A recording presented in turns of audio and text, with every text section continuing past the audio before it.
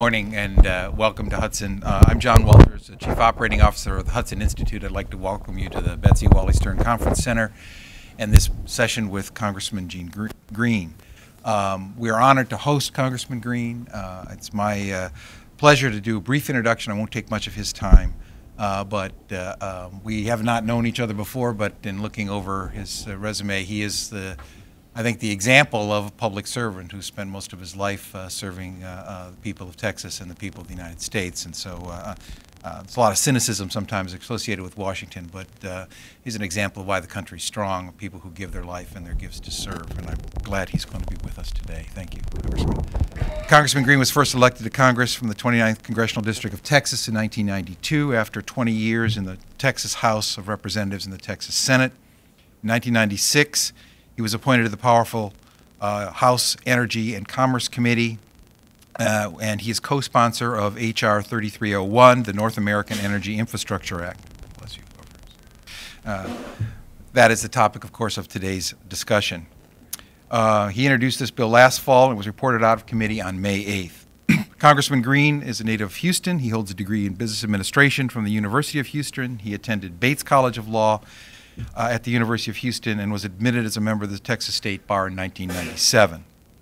After Congressman Green makes some brief remarks, he will join our Hudson Senior Scholar, Chris Sands, for a dialogue on the bill and include some questions from you in the audience.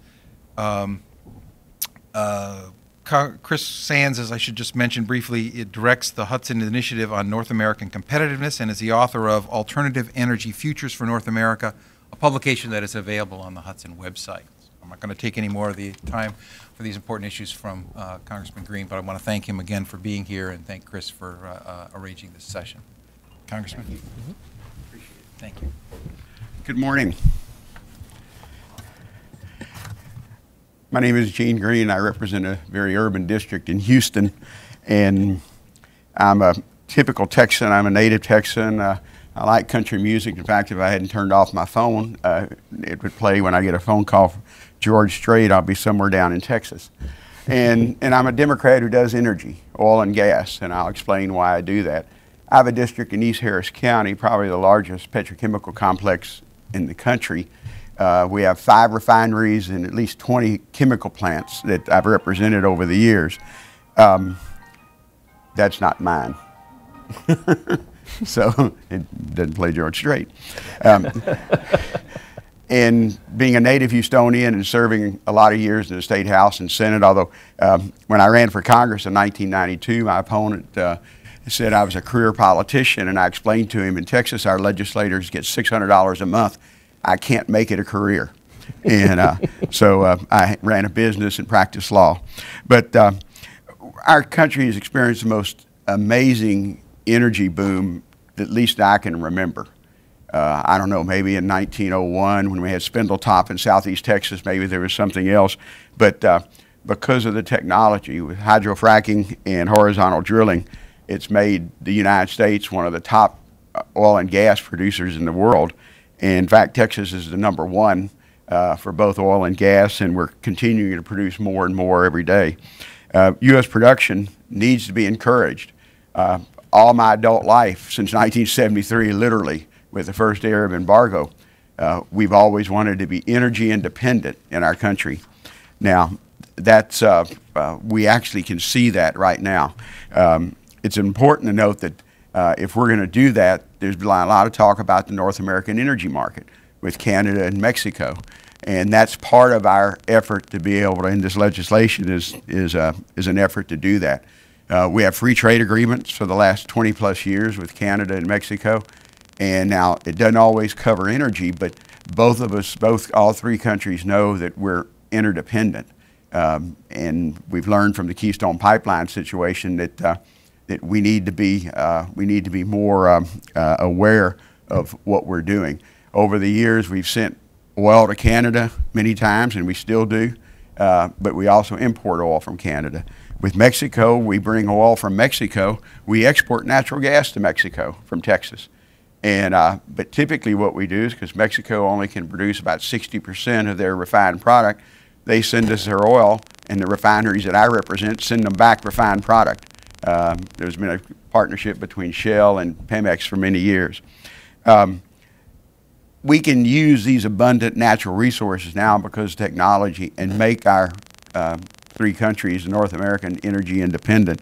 And unfortunately, we learned the hard way with the Keystone application.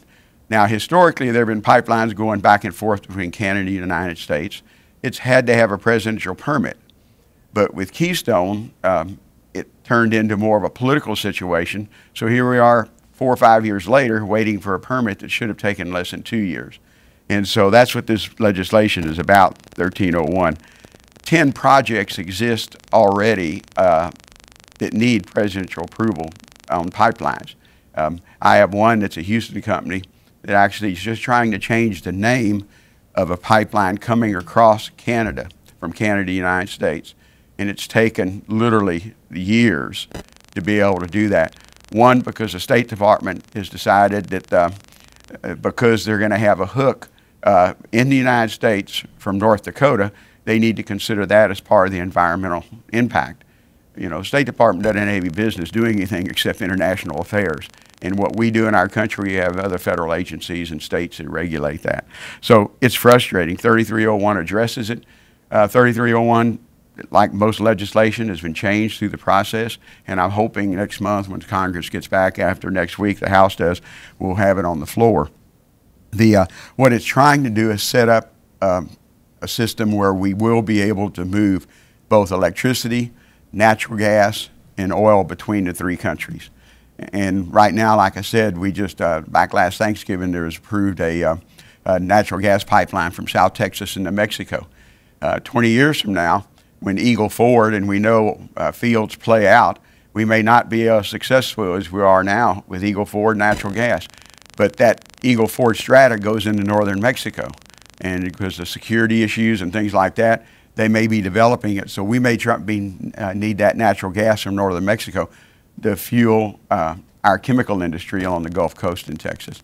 So we need to set the paradigm now so we can do it. What 3301 does is it creates a certificate of crossing for cross-border segment of pipeline project that must be issued 120 days after the NEPA review is completed. So you have a deadline on it. It eliminates the presidential permit, particularly because it's a free trade. We already have a free trade agreement.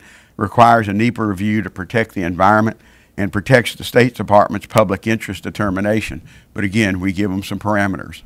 And it has been frustrating because that pipeline, we actually have a lot of Cushing, Oklahoma. Those of you who don't know about energy, Cushing is kind of like the inside the Beltway for oil from all over the United States. It's a gathering place. And we already have, because of, they've been one pipeline, 2, maybe 3 on the board now, but we have one that's already draining Cushing of their oil because their pipeline capacity wasn't there, but now we have it. But we still need to have that pipeline from Canada down to Cushing, and that cross-border permit needs to be done. So, but in my frustration is right now I can put a 1,000-car train on a track in Edmonton and send it across the border without any permit. But if I want to build a pipeline, I have to have a presidential permit. It used to be it was a State Department permit because President Obama in 2011 said it was his decision, so it becomes a presidential permit. But that's the frustration. If you can move that substance, why punish a more efficient method? It doubles the cost of that oil to put it on a tank car than it does putting it through a pipeline. And as we know recently, the safety, not that pipelines are the safest way to move any kind of product, and it can still be the same way. But with that, that's what this bill is supposed to do, and I'll be glad to try and answer any questions. And again, thank you for inviting me. Sure, absolutely, please.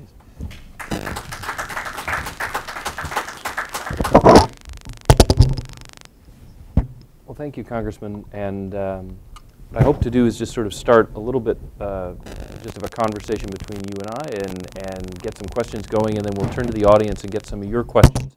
Maybe I'll catch some of the ones you're thinking of right now, but I have the good fortune of having looked at the bill a little bit. You mentioned Keystone both at the beginning and the end of your remarks. Is this, in a lot of ways, a a Keystone response. We've seen other responses from Congress on the delays over Keystone, either consciously or unconsciously in terms of building support for it. Well, I think we would need this legislation even without Keystone, because like I said, there are 10 other permits if we were going through the same process we had.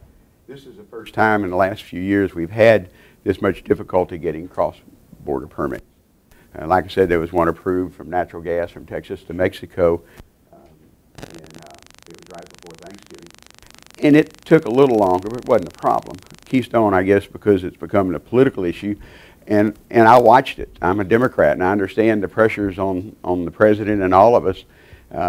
Starting in 2011, the president was going to run for re-election. The environmental community made it their end-all, the be-all, and they were picketing the White House in the fall of 2011, literally 24/7. So the president took it on himself. I've talked to different Secretary of State, first Secretary of State Clinton, and now Secretary Kerry, but it's a presidential decision. And so this would set up a parameter, though. Again, we have free trade agreements with these countries. Why shouldn't we have the free flow of goods and not make how you move those goods the issue? That's, I think, something this bill attracts some attention to that we haven't seen, really the infrastructure. We've got this tremendous energy abundance now from the shale oil and shale gas revolution, which is really changing things. We still have to get it to consumers. Can you talk a little bit about the role infrastructure plays in really making the market work? Well, even in South Texas, between South Texas and Houston, we have infrastructure problems with not enough gathering stations, not enough compression stations, not enough pipelines. And if you tell me in Texas we don't have enough pipelines, I'd laugh, because I've never not lived on a pipeline easement in Houston, Texas. And but even in Texas, we don't have the infrastructure we need. And if you look at the rest of the country, look at maps of the country, we can see whether it be from where the resources are in Canada or other parts of the country. North Dakota, there's not a pipeline out of North Dakota. So we need to make sure that we also have the pipelines out of in our own country to be able to get that product to the market, whether it be natural gas to heat or cool our homes. We don't heat ours in Texas very often, but we do use it a lot for cooling. But also to the market where we have a chemical industry, and natural gas is a feedstock for the chemical industry. Well, I think a lot of Americans think of the U.S. still as an energy importer, but with this growth in production, we'll start looking at least at some exports. We can export already to Canada and Mexico, as you mentioned in your remarks. How important do you think exports will be in changing the way the energy industry operates and the importance of the energy industry to our economy? Well, I think we'll see exporting of natural gas sooner. The Department of Energy has approved 7 permits, and I think they have 15 left, although there's permits coming on board every day to export LNG. Most of them will be in the Louisiana, Texas area. There's been one on the East Coast at Chesapeake Bay and one in Oregon. But we have the product in our area, and so I think you'll see most of those. The first one will be Cheniere. It's a Houston company that actually has their facility on the Louisiana side of the Sabine River. But if you go down the coast, right across from them, Exxon and Qatar has a facility on the Sabine, the Texas side of Sabine, that's on the list. Brazosport or Freeport have already been issued a permit. Corpus Christi, Matagorda, Port of Brownsville. I'm going to be at the Port of Brownsville next week to doing a symposium on LNG export. So we're going to see a lot of that. We're producing more natural gas in our country than we can use. There's also discussion about exporting crude oil. Since 1973, we've had a prohibition of exporting crude oil from the United States. Now, there are exceptions, and the president's allowed it, mainly to Canada. Yeah.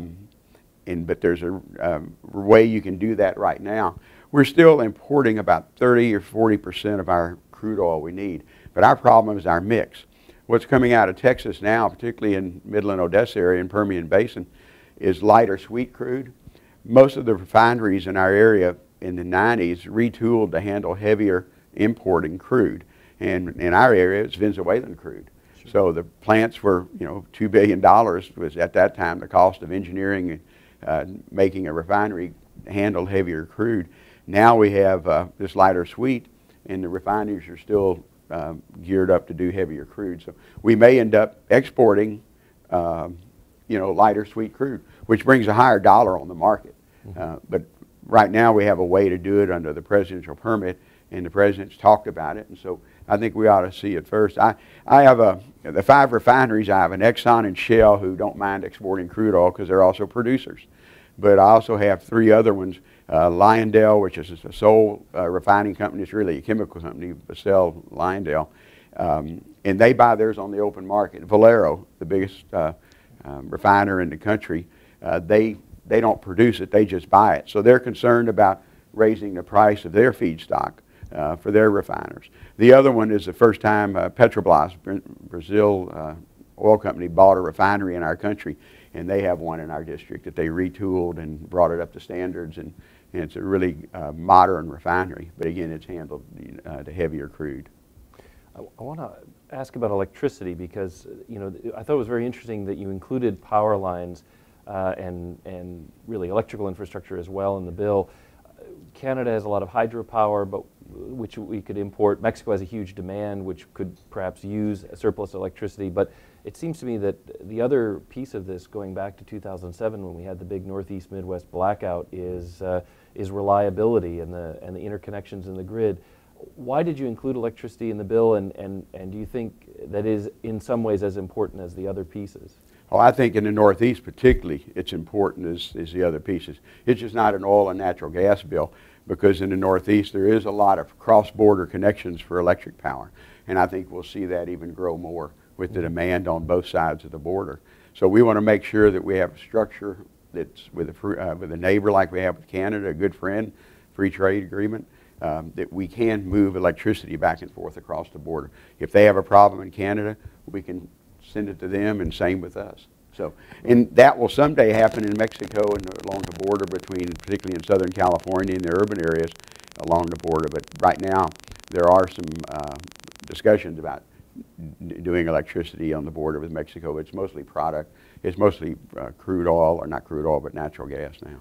The Keystone debate sort of framed environmentalists as anti-infrastructure in some ways because of this big project. But with electricity infrastructure that allows you to perhaps bring electricity in to smooth out what wind and solar might not be doing at a particular time of the day or the year, with new modern pipelines that have less leakage, we have a lot of aging infrastructure as well. Do you see this bill as contributing in a positive way on the environment as well, and maybe possibly winning some support from committed environmentalists? Well, I'm not so sure. It's an issue that I think the environmental community made a decision, a few years ago, based on Keystone, and not necessarily considering electricity or even natural gas, because the more we switch to natural gas, the cleaner, the less carbon we're emitting into the atmosphere, and that's happening no matter what we do, just because of the cheap price of the natural gas. And again, we're going to send it to Mexico. Mexico has some of the same problems of they need electricity generation, and if we'll sell them the natural gas so they can do it. But I think the environmental community made this a big political issue, and now how do you step back from it? It is tough. I mean, particularly since you mentioned natural gas, the role that natural gas could play in addressing climate change for the U.S. It's already substituted for a lot of our coal-fired electrical plants. Do you see this sort of leveraging in a positive way for the President's climate change agenda if we were able to get adequate infrastructure for natural gas? Well, I think Congress ought to address climate change. Obviously, the cap-and-trade paradigm is not going to work politically or, I think, nationally. So, but I think Congress needs to do things that would lower our carbon footprint. We're already doing it. In fact, the United States is emitting less carbon now with a larger population. And a lot of it's based on our more efficient cars, but also that we're having fuel switching. We're going to natural gas instead of coal. Now, we do have coal in Texas. It's lignite. And my Pennsylvania friends say we burn dirt and call it coal. But natural gas is a cleaner burning, and again, the price differential is amazing. And when you have, it's not just limited to Texas and Louisiana or the typical energy producing states. You see what's happening in eastern Ohio, Pennsylvania, potentially in New York if they ever issue a permit. And to be able to shift that to where you'll see even in the more urban areas of the Northeast. We're so geographically central in North America. This is like no other region in the world. The infrastructure that is built or not built in the U.S. really will determine the fate of Canada and Mexico's potential for reaching markets in a powerful way. As allies and friends of ours, what do we owe the Canadians and Mexicans in terms of transparency, predictability of process? Or is this really not about the foreign interests? We have to put Americans first and do this for ourselves. Well, when our businesses go around the world, we look for certainty, rule of law, and certainty. And if I was someone looking to invest in the United States and see what's happening with the Keystone Pipeline, I'd say we don't have any certainty of investment in our own country. And that's frustrating because we need that crude oil in the refineries that I represent. And now we're still importing it from Venezuela. So I'd much rather buy it from Canada than from Venezuela. It's interesting because you mentioned one of the big things we talk about in discussing infrastructure generally, roads and other things, is the increasing reliance on P3, public-private partnership, where the private sector finds the capital, they're the ones who bring the technology and the know-how and the project management, and government really is responsible for maybe right-of-way, but also permitting. And the inefficiency of permitting process in so many ways, in so many areas, is increasingly a deterrent to that P3 hope that we have that we can get good infrastructure without it all coming down to your fiscal pocketbook. Well, when you think about our infrastructure, highways, waterways, railroads, pipelines does not take one dime of public money. Now, waterways, believe me, I represent the Port of Houston. We're always looking for Corps of Engineers to, we want to go to 50 foot like everyone else does, so it'll take a partnership between the federal government and our local government. But pipelines are not funded. It's privately funded. So if you're going to build a pipeline from X to Y, you're going to have enough customers at Y to pay for that pipeline. So you have to have investors for it. And railroads are the same thing. Now, railroads did originally in our country received a lot of property so we could get the Intercontinental Railroad. But right now, railroads are all paid for. The expansion of the railroads are actually from the private sector. So it's not public-private, it's all private. And that's why pipelines, I think, would be a much safer and more efficient and cheaper way to move product. We're not going to eliminate railroads. They will still be moving crude oil because you won't be able to have the customers for the numbers that you may need for certain products. But pipelines, if there's available, we ought to use pipelines because they are a lot safer. And the reason I say they're safer is, some of you know, Congress about 4 or 5 years reauthorizes pipeline safety. The beauty of it is that we learn as we go. And we know we did pipeline safety last Congress, but 3 years from now, the technology will be better. We will know what we need to do better, and we will put that in the law. So on a regular basis, we're actually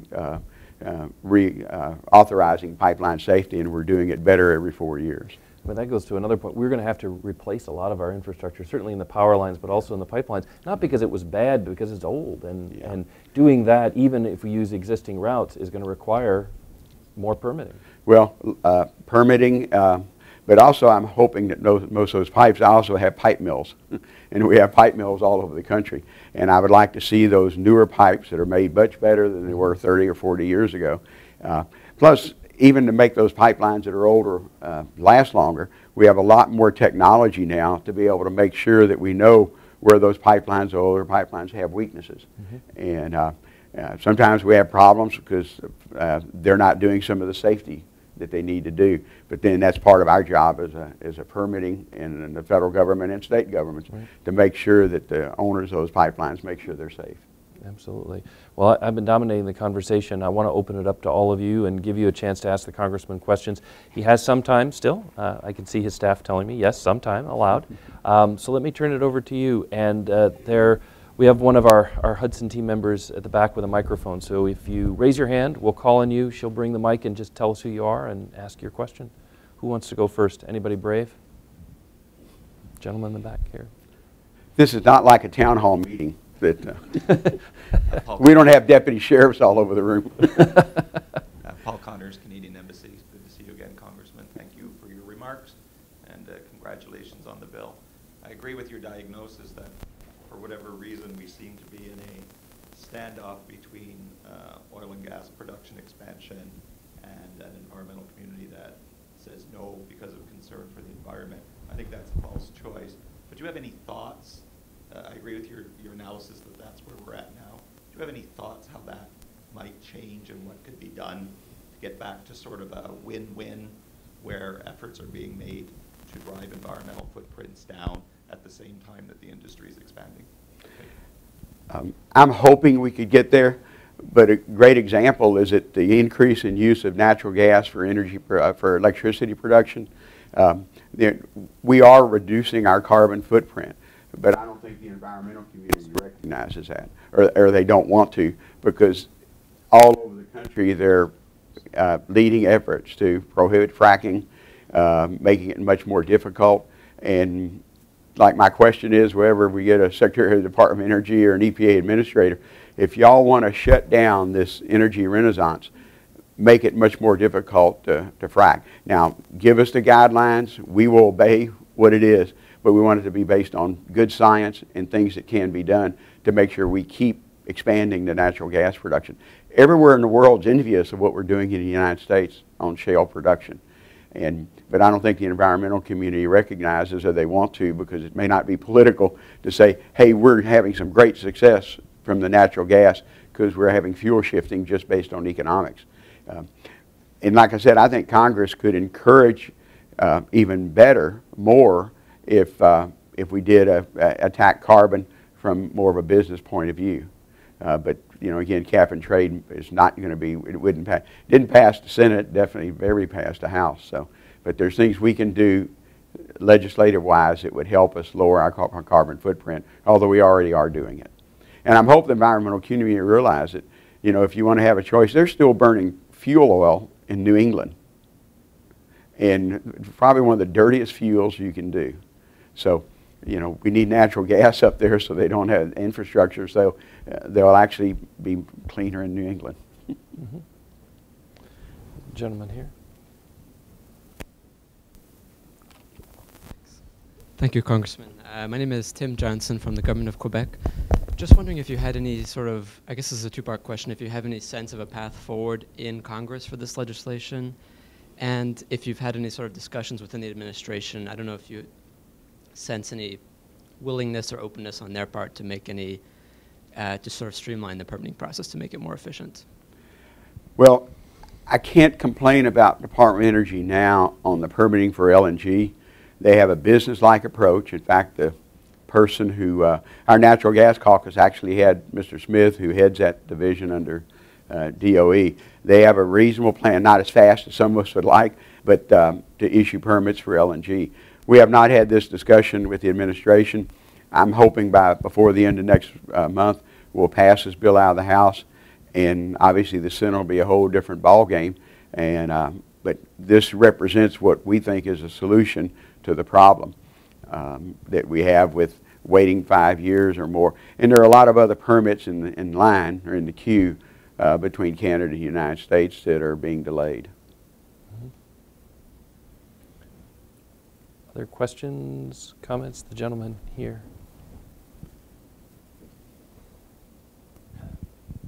Leachman, Arizona State University. I have heard a claim, and I don't know how well it's substantiated, and that is that the oil that would be going down the pipeline is a higher carbon emission when burned than other oils, and that was an objection. Well, it is a heavier crude, and it is harder to refine than it is a lighter sweet. But there are no environmental exceptions. They don't, you know, our refineries in our district that already come under EPA oversight, and our state agency, and even our local agency. They don't get extra emissions based on their using heavier crude compared to light sweet crude. So that refinery has to meet the standards that we have now, both EPA and also the states on that. So if it emits more carbon, although under new rules, we'll end up getting it for new expansions on plants. I assume sometime the EPA is going to come out with that, like they've done for the new coal plants. But it's, you know, it's something that can be manageable. We can control that if, you know, once we get. But we need to have some certainty on what it's going to do, and give us some time to be able to capitalize, be able to expand those plants. That's the other thing. There was something you mentioned in your remarks about the NEPA process, and that hasn't changed. You're still allowing a NEPA review, or are you altering that in some way? Well, we have a NEPA review in the bill, and that was one of the last amendments on it. Every federal agency that has permitting process, Department of Transportation, under this bill has the National Environmental Policy Act authority to invoke, an environmental review. We actually specifically put it in the bill. I didn't really think originally the State Department should do that. I think it ought to be an agency that's permitting that pipeline along other areas, because it's hard to find a pipeline, particularly cutting across the United States, that doesn't have some type of a Department of Transportation or a Corps of Engineers requirements, because they cross over public waterways, they cross over federal land, but we actually put it in the bill that there would be a NEPA process that would, actually at the cross the border. But my concern is I don't want the State Department deciding what we're doing in continental United States. That's the Department of Energy. We only need one agency to do that. State Department ought to worry about the border crossing, and Department of Energy if it's the interest of the United States. But right now we're seeing the Department of State actually expanding some of their jurisdiction that I don't feel comfortable with. Absolutely. Plus, I'm not on foreign affairs. I'm on energy and commerce. And we have Department of Energy. We don't have the State Department. Excellent. Other questions, comments? Dan?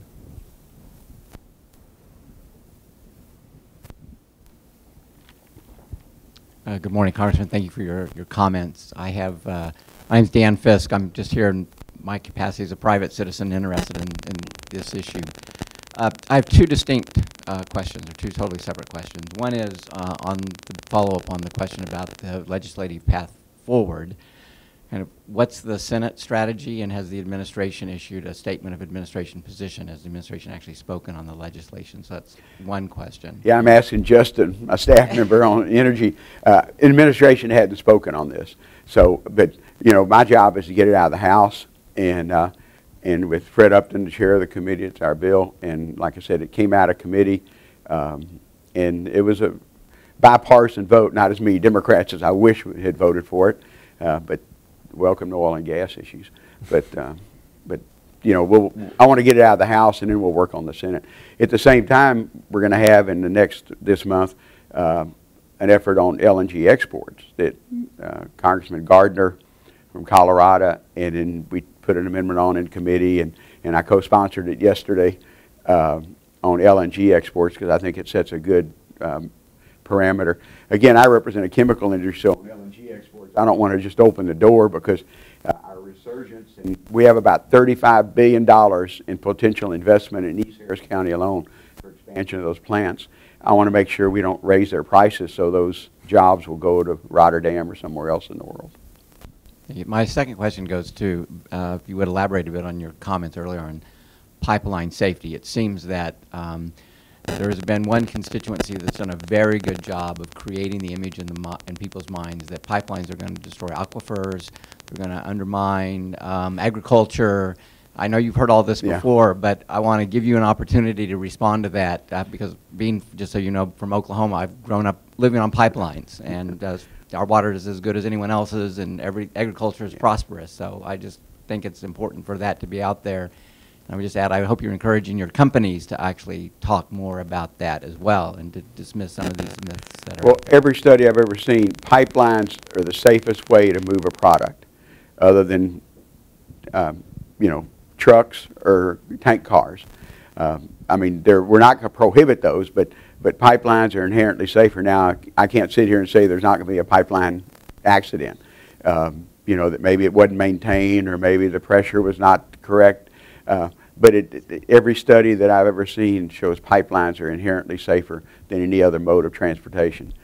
Even considering water transportation, so we move a lot of chemicals and LNG by barge in the Houston area. So, but pipelines are safer. But they're not perfect, and we see that. If there's a pipeline leakage, it can get into the water table. Although most of the folks, I see all the battles about granting easements for pipelines. I used to own some property in East Texas, and I wanted to put a pipeline across it because I wanted to keep that cleared for my hunting area. And now you don't, the pipeline was going to be buried, so I didn't have to worry about shooting at the pipeline. But a lot of property owners know they have access to the top of it.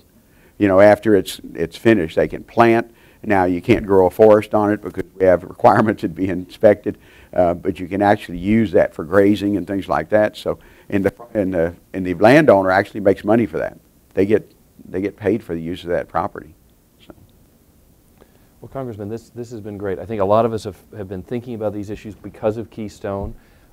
We've maybe heard a little bit about the bill, but it's time for all of us, I think, to pay a bit more attention. And you've done a great job, I think, of catching us up to speed, and we wish you good luck. I know you've got another meeting to go to, so thank you for taking time and coming across town to visit us at Hudson. Oh, thank you.